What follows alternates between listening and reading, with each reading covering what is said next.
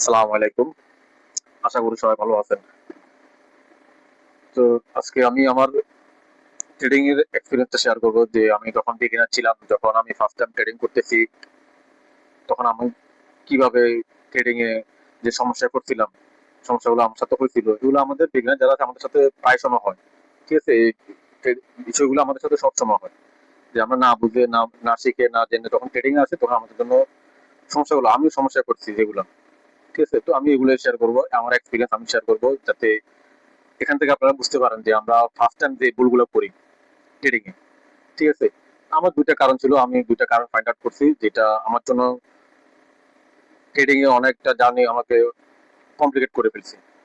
তো আমি সেটা শেয়ার করব আপনাদের সাথে। এবং বুঝতে পারবেন যে এই বিষয়গুলো আমরা যারা নতুন, যারা আমরা ট্রেডিং করি বা ট্রেডিং এ আসবো ভাবতেছি, ফার্স্ট টাইম আমরা এটাই করি। তো ২ টা কারণ ভিতরে ১ম যে কারণটা হচ্ছে সেটা হচ্ছে আমার কোনো মেন্টর ছিল না।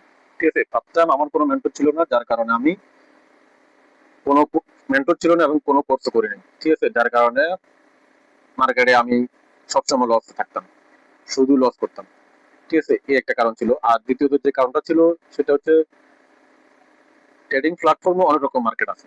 ঠিক আছে? ক্রিপ্টো কারেন্সি, হ্যাঁ? ক্রিপ্টো কারেন্সি আছে, ফরেক্স এ আছে, তারপর এরকম আরো অনেক প্ল্যাটফর্ম মার্কেট আছে। ঠিক আছে? তো আমি কি করতাম, যেহেতু ফার্স্ট টাইম কোনো কিছু জানি না, কোনো কিছু বুঝি না, তো আমি সবগুলো মার্কেট ট্রেড করতাম। ঠিক আছে? সবগুলো মার্কেট ট্রেড করার কারণে কি হতো, আমার প্রফিট দেখে তো আসতাম, কিন্তু আমার এগেইনস্টে মার্কেট চলে যেত। ডাউনের জন্য নিছি, সেটা দেখা গেছে আপে চলে গেছে। তো আমার লস। তো এরকম ভুলটা আমরা ফার্স্ট টাইম বিগিনার যারা আছে তারা আমরা করেই থাকি। এটা হওয়াটাই স্বাভাবিক। ঠিক আছে? এই ভুলটা হওয়াটা স্বাভাবিক। তো আমাদের এখান থেকে যেটা বোঝা উচিত, যেটা শেখা উচিত এবং জানা উচিত, আমাদের ফার্স্ট টাইম হচ্ছে আমাদেরকে মার্কেট প্রথমত শিখে আসা উচিত। লার্নিংটা ফার্স্ট। লার্নিং করতে হবে বেশি করে, যে মার্কেটের সবকিছু জানার দরকার। একদম এ টু জেড সবকিছু জানা দরকার। ইন্ডিকেটর থেকে শুরু করে ক্যান্ডেলস্টিক, চার্ট প্যাটার্ন থেকে শুরু করে সবকিছু আমাদের জানা উচিত। ঠিক আছে? এতে করে কি হবে, আমাদের ইজি হয়ে যাবে। ট্রেডিং প্ল্যাটফর্ম এমনিতে সহজ না, এটা সত্যি অনেক কঠিন। যদি আমরা সঠিক রুলস আর সিস্টেম মানি, এটা আমার জন্য অনেক ইজি হয়ে যায় এবং প্রফিট নিয়ে আসে আমাদের জন্য। ঠিক আছে? তো আমাদের যে বিষয়টা করা উচিত, যারা আমরা বিগিনার, প্রথমত একজন মেন্টর হওয়া উচিত। সেটা যে কেউ হতে পারে। আপনি ইউটিউবে ভিডিও দেখতেছেন বা ফেসবুকে রিল দেখতেছেন, যে কোনো থেকে একজন ভালো মেন্টরের পরামর্শ নেওয়া উচিত, ডিসকাস করা উচিত তাদের সাথে যে আমি এই বিষয়ে করতেছি। ঠিক আছে? ট্রেডিং করতেছি, ট্রেডিং এ আসবো, এমনটা আলোচনা করা উচিত। আর দ্বিতীয় যে বিষয়টা সেটা হচ্ছে যে কি, ট্রেডিং প্ল্যাটফর্ম যেহেতু অনেক রকম মার্কেট আছে, আমাদেরকে একটা মার্কেট বেছে নেওয়া উচিত। যে কোনো একটা মার্কেট যেখানে আমার জন্য কমফোর্ট হবে, ভালো ভালো লাগবে। ঠিক আছে?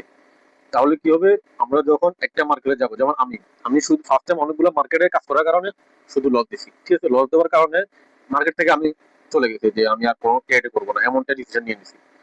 আ এক ১ মাস ১.৫ মাস পরে আমি যখন আবার ট্রেডিং ভিউতে আসলাম, ট্রেডিং ভিউ চেক করতেছি, তখন আমার একটা জিনিস মনে হলো কি, যে আমি যেটা করতে ট্রেডিং না, মূলত এটা গ্যাম্বলিং ছিল। ঠিক আছে? আপে যাচ্ছে, আপ নিচ্ছি, বাই করতেছি, সেল নিচে যাচ্ছে, তো ডাউনের নিচে সেল সেল করতেছি। তো এটা দ্বারা আমার কোনো নলেজ নেই। যার কারণে আমি শুধু লস করতেছি। ঠিক আছে? তো আমাদের যেটাও করা উচিত, যারা বিগিনার আছি, আমাদের যেটা করা উচিত, যে কোনো একটা মার্কেটে কাজ করা উচিত।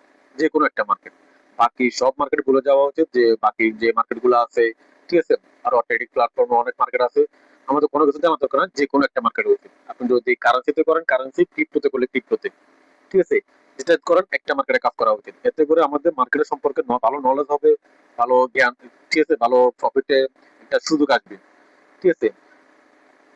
আমাদের এমনটা ভাবা উচিত যে সব প্ল্যাটফর্মে কাজ না করে একটা প্ল্যাটফর্মে কাজ করা উচিত মার্কেটে। এই সিদ্ধান্তটা নেওয়াটা খুব জরুরি।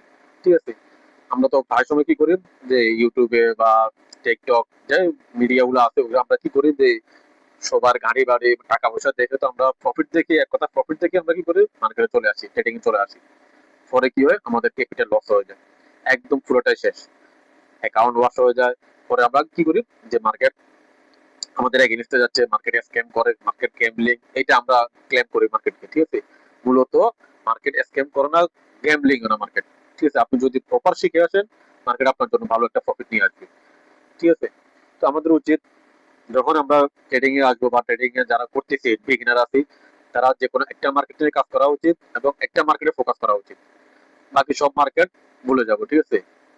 বাকি সব মার্কেট ভুলে যাবো, একটা মার্কেটে ফোকাস করা উচিত, একটা মার্কেটে কাজ করা উচিত। এতে করে আমার জন্য সুবিধা। আমি এমনটাই করছি। আমার যে সমস্যাগুলো হচ্ছে আশা করি আপনাদেরও সেম সমস্যাগুলো হয়। তো এটা থেকে বাঁচার একটা উপায়, সেটা হচ্ছে সব প্ল্যাটফর্মে কাজ করা যাবে না, একটা প্ল্যাটফর্মে কাজ করবেন ফার্স্ট টাইম। তাহলে কি হবে, আপনি যখন একটা মার্কেট বুঝবেন বাকিগুলো অটোমেটিক আপনার কাছে চলে আসবে, একদম ইজি চলে আসবে আপনার কাছে। ঠিক আছে? তো এটা আমরা খেয়াল করবো ইনশাল্লাহ। এটা যদি আমরা একটা একটা মার্কেট যদি ফোকাস করি, বাকিগুলো আমাদের জন্য ইজি হয়ে যাবে, এবং এটার দ্বারা আমরা নেক্সট যে লেভেল গুলো আছে আমরা সেটা মেনটেন করতে পারবো। ঠিক আছে? ধন্যবাদ।